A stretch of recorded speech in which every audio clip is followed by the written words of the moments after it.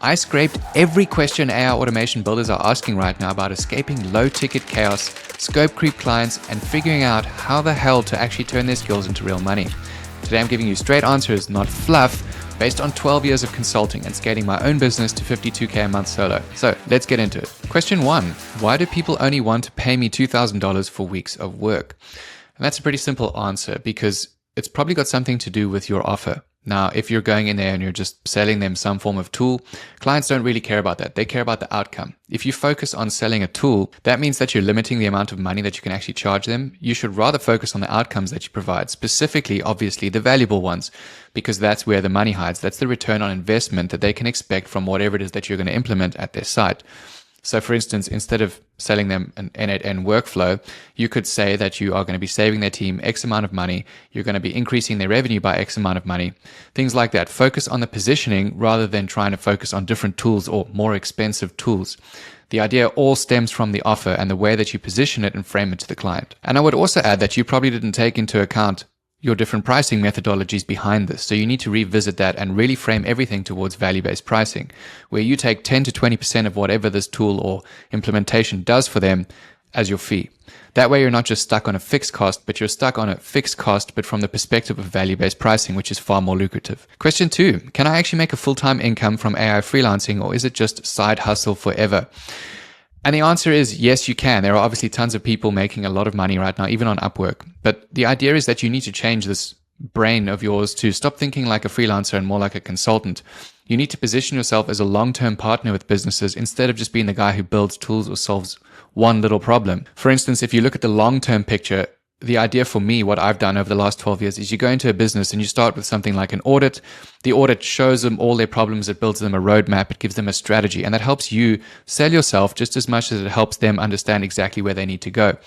So from there, you then move on to the implementation phase where you actually solve their problems, build their tools, stuff like that. Then you can even add things like change adoption, training their teams, workshops, and all the way down to support afterwards where you might charge a retainer.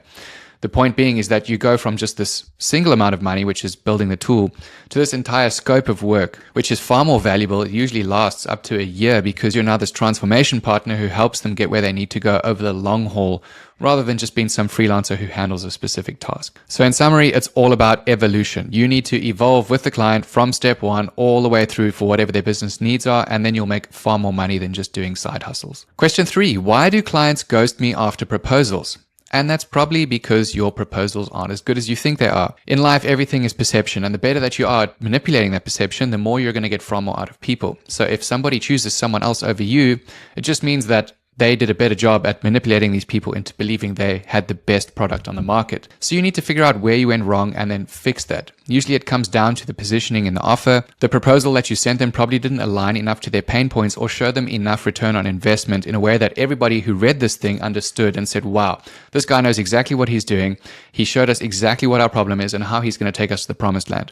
If your proposal doesn't do that better than someone else's, you're never going to beat them. The second half to this could obviously be some form of credibility behind it. If they end up looking up who you are and you have no track record or any case studies or anything to actually prove that you are who you say you are, someone with far more social proof can obviously win.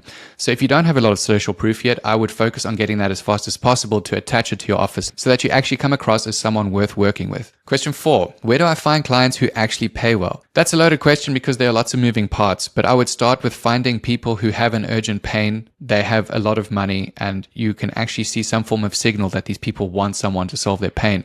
That sets you up for success immediately because if they don't have one of those things, they're probably just browsing around and they're far less likely to pay more money. Urgency drives a lot of the price. Then obviously you need to make sure that whatever solution you're selling in AI is actually in demand or has some form of scarcity behind it that will also drive the price up. And then obviously your social proof adds to that as well. So that kind of forms this offer framework that you can attach to people and you can position yourself as an expert that solves this problem. So that's point 1. But then obviously you need to go and find these people. So LinkedIn is probably going to be the first place I would look for high paying clients because you can find these larger companies who have more budget and things like that.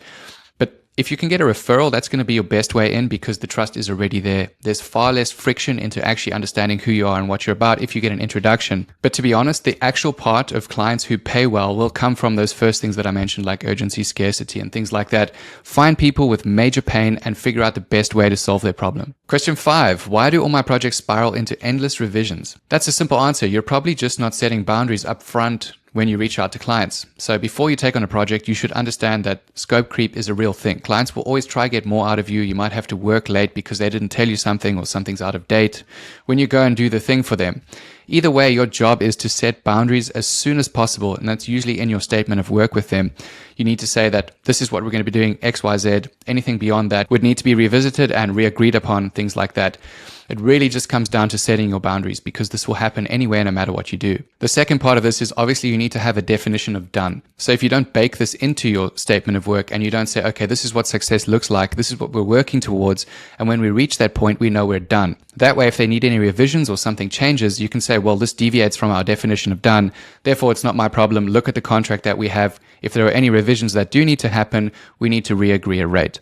That way you don't work for free anymore. You don't work any hours that you don't bill for, stuff like that. It protects you and it also gives the client an understanding of what they can expect from the engagement. So there's less confusion overall for everyone. Question 6, do I need to know coding to be taken seriously? Now, I found this question on an AI forum, so I'm going to say it depends on your role. If you chose a developer role, then yes, you probably should know coding. You can't just go in there vibe coding because you'll just get shot down. But if you're more of just doing AI automation workflow, then no, why would you need to know coding unless you're building something for them? You promise them an application or something that has best coding practices and secure coding practices. But if you're just there to do an automation workflow, then no. If you're just building a prototype for someone that they're going to hand off to the dev team, then no. Again, you are just being brought in to build them this prototype as opposed to build them a fully fledged developed app. So to come back to the phrase taken seriously, obviously it depends on the role in which you're applying. Question 7, why would a client pay me when SaaS tools do the same thing? And that's because a SaaS tool doesn't implement itself into anyone's environment. It doesn't understand the strategy behind the actual organization's problems, and it certainly doesn't provide them any clarity. So regardless of whatever tool any business has, they still need someone to come and implement it to help their team understand what it is and to deal with the change behind the tool. Because whatever you put into any organization, people are going to be like, I don't want to use this. I don't like this. I'm afraid of it. Whatever it is that their thing is behind this change, it threatens their security and their identity. And there's always going to be some form of pushback on that. So your job would be to go in there and show them the strategy of why this tool is amazing. You address their fears and you make sure that this thing actually gets adopted. So while a SaaS tool definitely might do the same thing, it doesn't understand the overall context of the organization and it certainly can't implement itself. And that's where your value comes in as a consultant. The clients are essentially paying for your leadership on top of everything. Question 8, is freelancing with AI tools even a real business? Yes, of course it is. Tons of people are making a boatload of money. But the point is that they've turned it into a repeatable system. If you're going in there and making $500 for one small tool, $2,000 on another tool, that's not really a repeatable business. It's you chasing scraps like a raccoon. And the point is that you need to be focusing on some form of system where you can keep getting money back over and over again without you having to do that kind of thing. And that usually comes from some form of evolution from being this AI tool builder. You might want to go down the route of doing audits first, ultimately finding some form of strategy behind the business so that you can get this repeatable thing.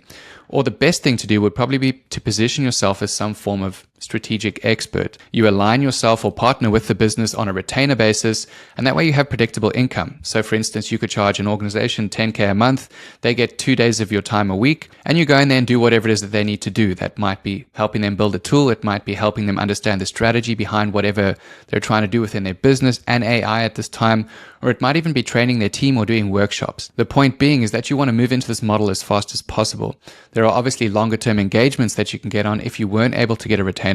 At least figure out how to price yourself better and get constant pipeline of clients using something like value-based pricing where you aren't just selling yourself for $2,000 a month, but more like a $20,000 project that lasts for 3 months type of thing. Question 9, what if AI makes me obsolete? AI is only going to make you obsolete if you focus on a singular thing like building a tool or building a workflow, because those things are already, one, becoming commoditized, but two, they're not really business translatable. Sure, you can show them some form of return on investment, but there's no strategy behind giving someone a tool and just leaving the business. But if you position yourself as the person who tells these people how to use the tool, why to use it, and when to use it, and actually even if they need it as part of their strategy, you have far more money there and you have far more value to any business because you understand both the business and the technical context, and you can mix the two together to show them an overall roadmap of where they need to go. And that's how you prevent yourself from being obsolete. You evolve along with the landscape, but you also embed yourself into different aspects of the landscape itself. Your goal should never be to just focus on the tech, because people are the ones who actually use the tech. And if they don't adopt it, they're never going to take the tools that you're actually using. So you need to understand psychology, you need to understand business strategy, and you need to understand the technology. Those three things together make you highly valuable in any niche. Question 10, how do I stop being seen as just another AI freelancer? That all comes down to your positioning. If you're going up to people and telling them, hey, I'm an AI freelancer, that's obviously a bad start. But the point being is that you need to control the narrative behind this. You help this type of business solve this expensive problem by doing this unique thing. It's a very simple framework, but it's far more valuable than just being an AI freelancer. Another thing behind that is that you want to make sure that the business knows you understand business strategy overall. Because if you look at that MIT report that just came out, one of the biggest problems is that people were just going and chucking tools into their environments and then ending up not getting any return on investment despite all the promises. So if you show them that you understand how important the business strategy is behind whatever it is that they're trying to do, you're no longer just another one of those guys peddling stuff on Upwork. You're a consultant. You're doing the strategy and you're doing the implementation, which is super valuable. And when you understand how to do that, obviously your entire offer and wherever you showcase this offer needs to back that message up. So when people view your profile, they know, holy shit, this is the guy that I want working for my business. Control the narrative. You're not an AI freelancer. You're now an AI consultant or a strategic AI partner. Either way, your framing is what drives the messaging towards these people. Your job is to manipulate their perception into believing that you are the best thing to ever hit this earth. And then obviously you need to back all that stuff up. You can't just go and do all of those fancy things and then not deliver any value. The point is that you need to make sure you can deliver value, because that's ultimately what feeds you over and over again as a consultant in this game. Because you have to remember, people are paying for your ability to deliver upon your promises, not just for the stuff that's in your brain. And that's it for this video, guys. Leave some questions in the comments below and I'll get back to you as soon as possible. Otherwise, you can check out the videos on the screen right now, or you can check out my community where I help people get into consulting every single day. See you guys in the next one.